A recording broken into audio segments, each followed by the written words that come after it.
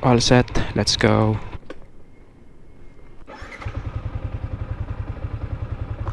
Ano naman sangyan ni kong ligid. Sige daw, sakay daw. Turn left toward phase 2 Amaya Breeze. Ride out for 34, 11 hours and 22 minutes sabi ni Google, pero di ako sure kung kakayanin. Siguro mga 15 to 18 hours talaga to. Hindi rin makapagpatakbo na mabilis kasi medyo mabigat yung dala. Ang planong alas 3 naging 4:30. All goods. Plano namin ng pang alas 7 na biyahe ng barko, pero parang imposible na. So depende na lang kung ano yung maabutan sa mabagal na takbo. Touchdown Tagaytay 5:26. Medyo alanganin, hindi makapagpatakbo na mabilis sayad ang gulong sa body ng motor. Hindi ko alam kung makakayanin ito pa mas bating ganito. Pag asphalt okay lang, pero pagka semento hindi pantay yung flooring. 10 hours and 32 minutes na lang naman. Wala na, hindi magsilbi yun hindi magsilbi.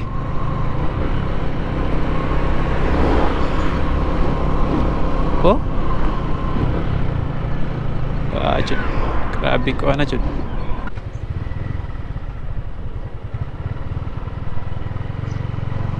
Engine brake. Wow. Dirim dato habit ka sagkaw. Nya wala na wag ingon sa imo ha.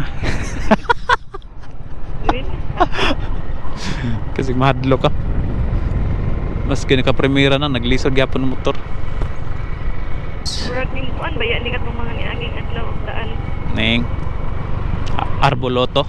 Lord. Oh, wala ka sa e-bike ko. Grabe naman Murag maumod.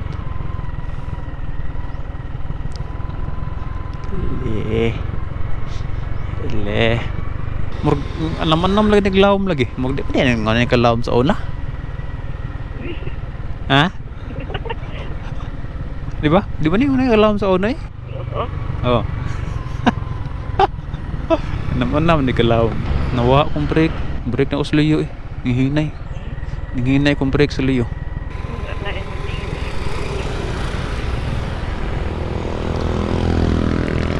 Muna siya tawag og kuan. Kanang engine brake ba mo? Apil og brake ang makina. Para ba dili gigaya sa brake, dili siya mud os. Okay? Wag sabot. Wala na.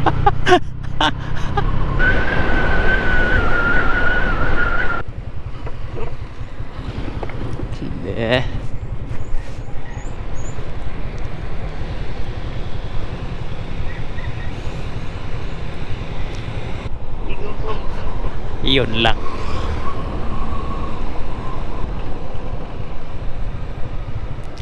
Wow, dihan ta sa unom na ibali no. Dihan ta tindog sa uno.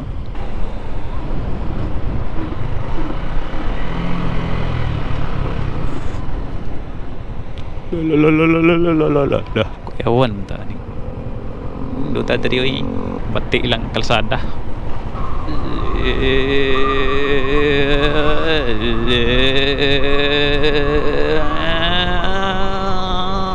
Pugong wa kasagka ang kuan. Lisod ang sagka ri e-bike. Lisod ang sagka diri. Unsa yung ni 10 hours na lang. 10 hours na lang. Hapit na mamon. Ala, di man pwede buhian kay tuya-tuya pa diri. No man jud taon. Balik diri no. Ilang pa bumalik. Pabos lang. Grabe na yung mga nag-jogging diri Nagkan la dia. Last.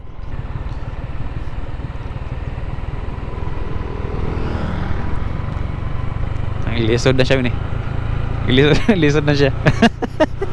Naglisod na siya. Sagka ba kato ba?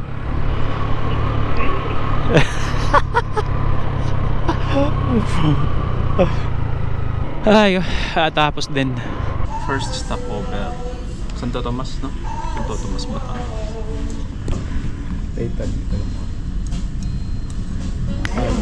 Ba sabihin nyo pa McDo lang, pero mas mura to kumpara sa mga kainan sa mga stopover.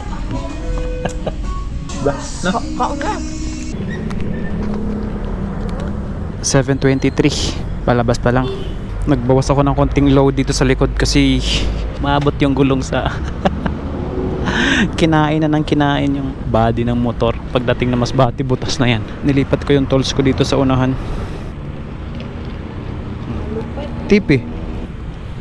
Maiwan na lahat. Wag lang burger. Nilipat ko yung mga tools sa unahan para gumaan ng konti yung likod. Titingnan pagka hindi talaga kaya, kailangan ko ilipat yung bag. 7 kilo kasi yan eh, kaya medyo mabigat-bigat talaga siya. Yun lang problema, hindi ako makapag-charge. Yan.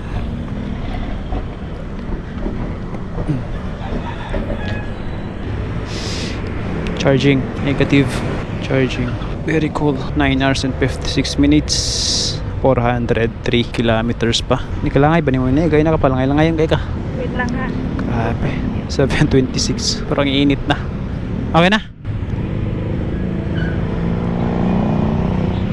Okay, let's go. Touchdown Quezon, 8:21. Tagal din, 4, 5, 6, 7, 8, 4 na oras. Bihira. 9 hours na lang. 9 hours and 8 minutes. Pag nalanganin ang labas talaga sa Manila, inabutan ng rush hours, may part ng Laguna, sabi talaga ang biyahe. 9:12, Lucena pa lang. Kabagal oy. Medyo okay na yung sa likod pero medyo sumasayad pa rin pagkaling bumingan. Malalalim na lubak.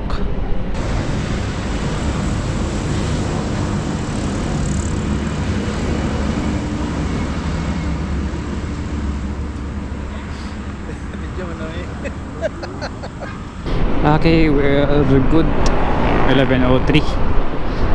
8 hours and 20 minutes pa. Parang pahaba na pahaba. Hindi patagal na patagal yung oras pa lang. Pagpatraffic na patraffic eh. Nag-request yung isa eh. Pwede matulog. 30 minutes lang. What? Di kasagka ang motor. Ha? Di kasagka ang motor. What? Di kasagka ang motor.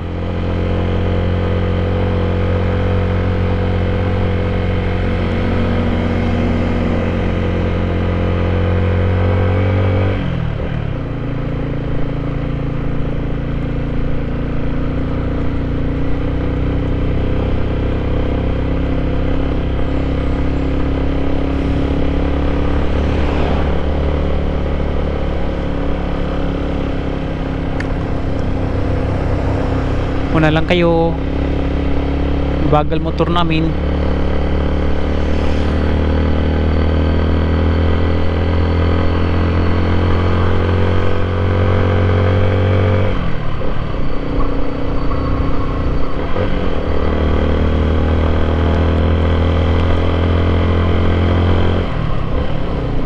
Murag mabungog eh.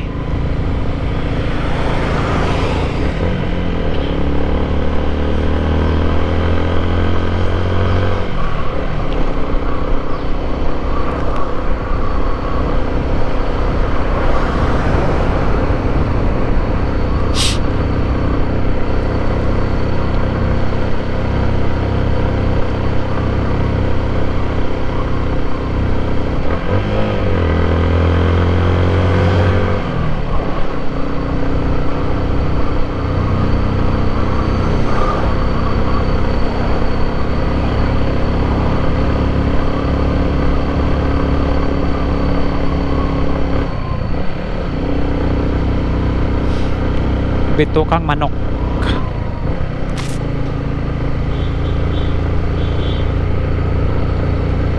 Quezon National Park.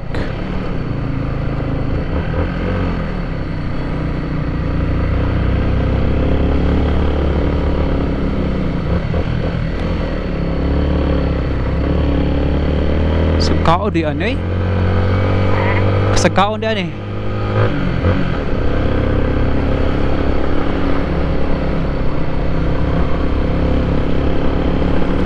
Hadlok matani.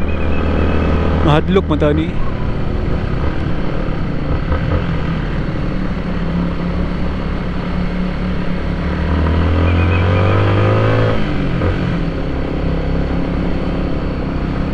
Hi go.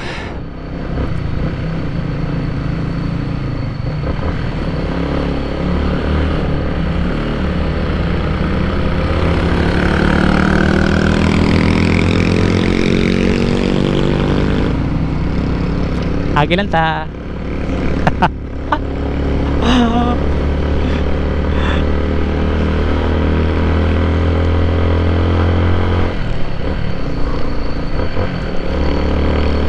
Kung libawan pa lang doon na diha lang tayo tanangaon.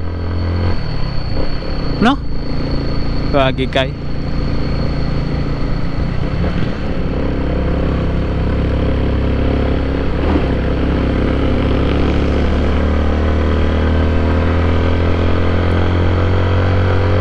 Ne, napa ang box na to? Ha? Napa itong box? Ba? Napa ito ang bag diha?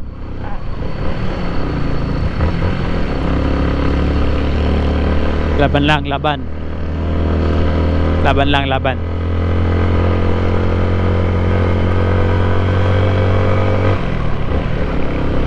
Laban na labanan.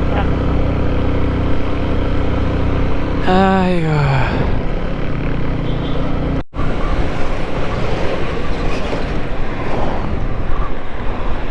221. Wala kita rin mong buwan. Nadre. Saan ang may isa og naglungkot taro? Yes, ma'am. Ay, go. Wala pa'y butlak. 221. Unang, okay, so unang, si tawag, unang gasolina. Unsang,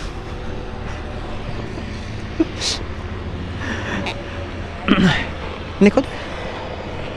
Yeah pa. Thank you. Full tank namin from Cavite to Atimunan, Quezon. Gas namin is 221. May natira pa siya tubers. So hindi natin alam kung ilang gasolinahan pa yung madadaanan, kaya pasiguro lang. Wait lang ha. Let's go. Ikaw di ka manghihi. Hindi. Yung sinasagyaw-yaw sa 100. Kaya? Wait lang. Hindi na lang eh. Let's go. 7 hours. Bihira. 294 kilometers. Kaya ton. No choice.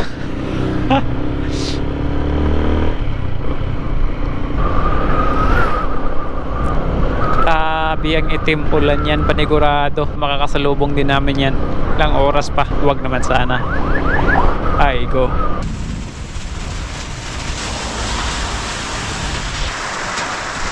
Maka-bypass road. Inabot ng ulan.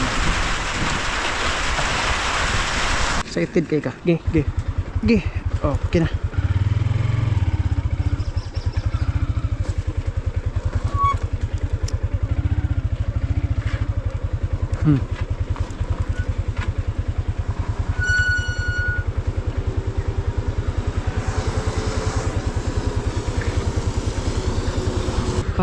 Hindi pa gumasuwan. Grabe na siyang inita. Ano mo to? Nakakaputi ka, di ba? Alsa lang bag. Touchdown vehicle. Lang 409 na nakarating. Meron pa kami 220 kilometers. 5 hours pa. Alas 4 na. Parang alanganin pa kami sa pang alas 10 na biyahe. Ay di, pang 11 na biyahe na barko. Pag hindi umabot alas 2. Pag hindi umabot alas 2, alas 4. Importante makarating ng safe.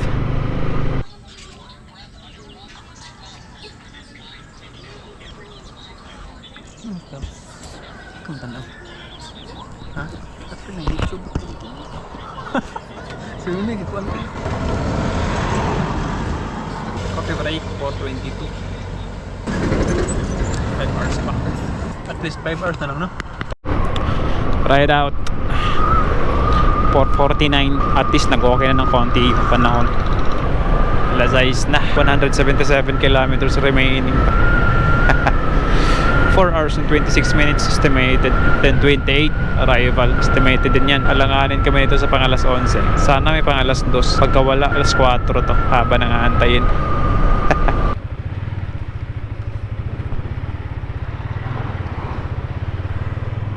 Pangalawang pagas today. Tonight. Gabi na pala. 9:24 na. May 103 kilometers pa. Papakahabang biyahe na to. Pagod na biyahe. Kung may 11 man na biyahe, wala na, di na kaya. Kung may alas 2, maganda. Kung wala, hindi baka sa alas 4 na to. Daling araw. Ay.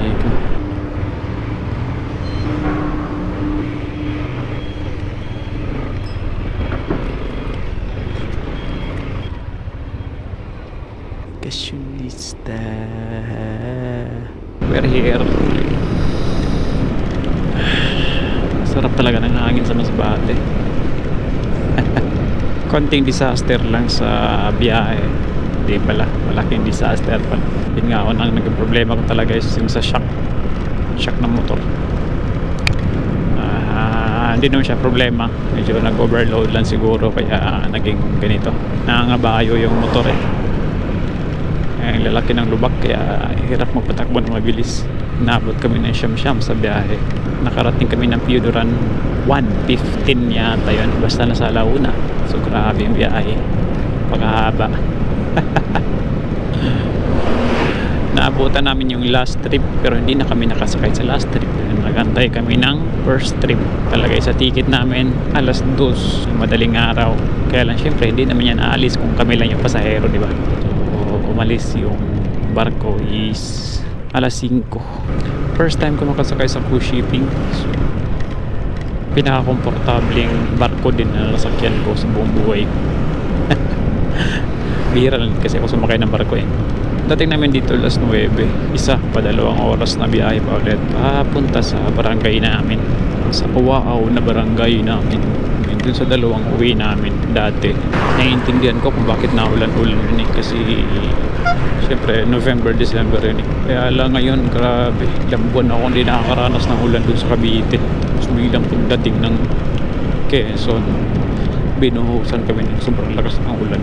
2 beses namin nakasalubong malakas ng ulan, Quezon at saka Bicol. Hirap ng biyahe pagka naulan. Disaster talaga. Sa part sa gasolina naman is full tank kami pag alis, and then 2 beses ako nagpagasolina. Tapos dating dito may naiiwan pang 4 bars. All goods. Kasi nga mabagal ang biyahe. So yun naman na for now. Sa pagbalik na Manila, I think, or sa susunod na uwi namin ng Masbate ulit. Peace.